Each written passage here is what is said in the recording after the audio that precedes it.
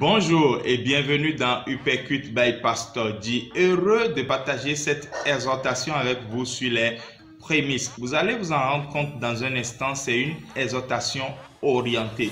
Et je ne le cache pas du tout. Romains chapitre 11, verset 16, il est écrit: Or, si les prémices sont saintes, la masse l'est aussi. Et si la racine est sainte, les branches le sont aussi. Avec ce texte, nous voyons quelque chose qui est très important au cœur de Dieu, les prémices. Je sais que de façon générale, les gens en parlent par rapport au premier revenu gagné quand on trouve du travail par exemple, ou au premier revenu obtenu dans l'année qu'on consacre à l'Éternel.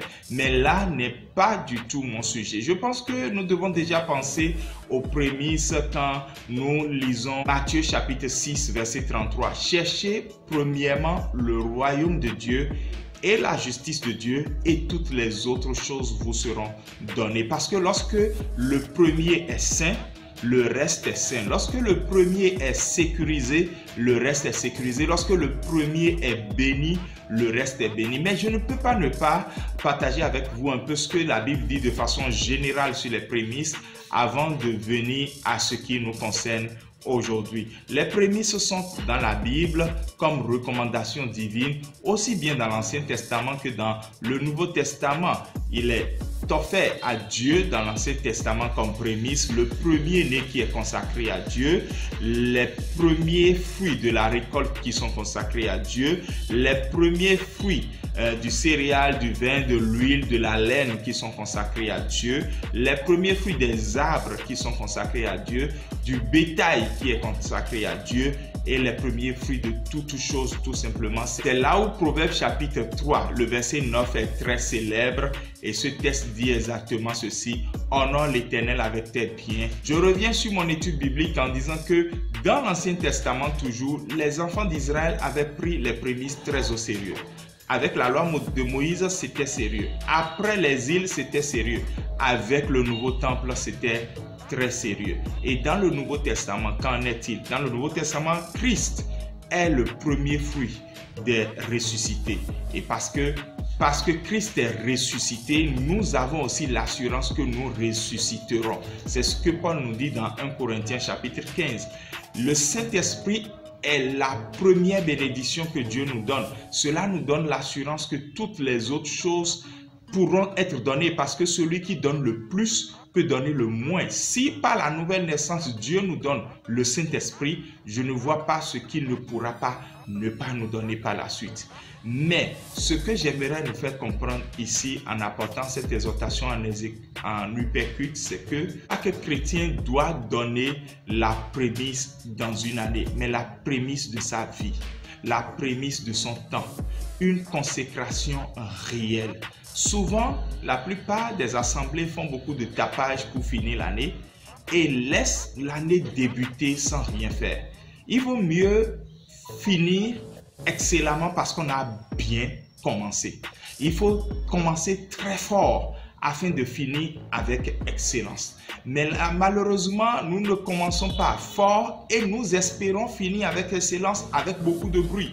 Cherchons premièrement le royaume des cieux. Je connais une maman qui m'a positivement marqué alors que j'étais même pas encore pasteur, parce que chaque année, ce n'est pas une règle biblique, elle consacre les 31 jours du mois de janvier à Dieu dans le jeûne et la prière. Quoi de plus merveilleux? Et je pense que son exemple m'a marqué. Et je peux dire aujourd'hui avec assurance que ça a changé ma vie, ça a changé mon couple, ça a changé mon ministère. C'est quelque chose que je partage. Chacun pourra toujours juger de ce qu'il pourra en faire. Et voilà pourquoi Uppercut by Pastor G vous propose un ouvrage intitulé Uppercut 2021. Commencer très fort, terminer avec excellence. Cet ouvrage est unique dans son genre, dans le sens où ça vous offre une expérience de lecture que vous n'avez jamais connue jusqu'ici. Vous pourrez trouver dans cet ouvrage des exhortations et des requêtes de prière sur des sujets bien précis pendant les 31 premiers jours de l'année. Donc, quitte à vous de choisir de jeûner pour une longue durée ou de ne pas le faire. Mais nous annonçons qu'il faut vraiment consacrer les premiers jours de l'année à Dieu. Qu'est-ce que nous voulons manger que nous n'avons jamais mangé? Et depuis que nous mangeons, qu'est-ce que le repas a produit de positif et de productif dans notre vie, si ce n'est pas pour nous faire prendre du poids et amener parfois des maladies? Je voudrais donc que nous puissions comprendre que consacrer les premiers jours de l'année est important pour Dieu.